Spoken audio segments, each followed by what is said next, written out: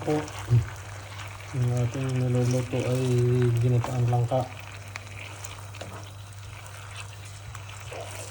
Niluluto po tayo ng ginataang langka, mga idol.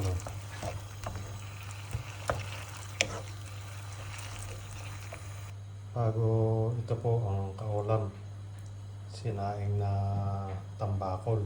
Nagsaing po tayo, mga idol. Magkamats po sila.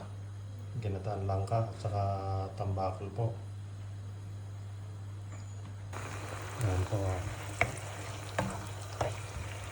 Ito po ang ating pang-ulam pang-hapunan. Shout out po at maraming salamat po sa lahat ng mga kapanood ng aking niluto.